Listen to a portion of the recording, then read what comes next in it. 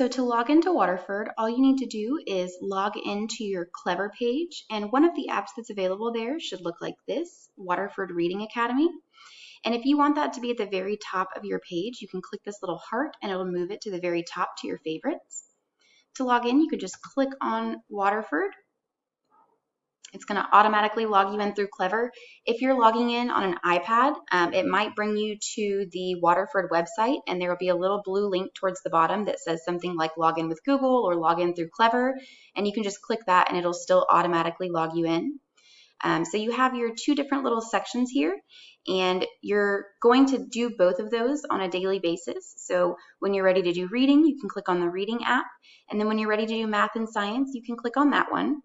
And these are time-based. So when you click on one, let's wait for it to load for just a moment.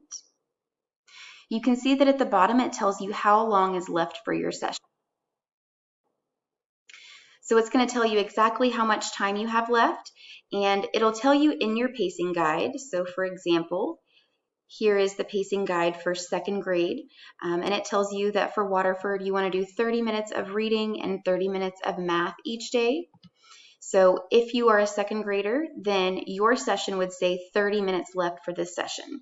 You don't have to do the whole session at one time. You can do 15 minutes in the morning and 15 minutes in the afternoon, and that's totally fine.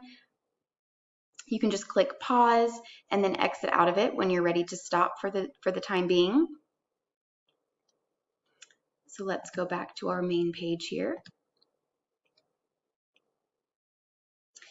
And then here's our math and science. So it looks pretty much the same. It's going to tell you how much time is in your session. So your goal is to get that 30 minutes of reading on Waterford, or 30 minutes of reading and then 30 minutes of math if you're in second grade. If you're not in second grade, just take a look at your pacing guide and it's going to tell you exactly how much time to spend each day in each subject. And then on your pacing guide, it also tells you the other things that you need to complete.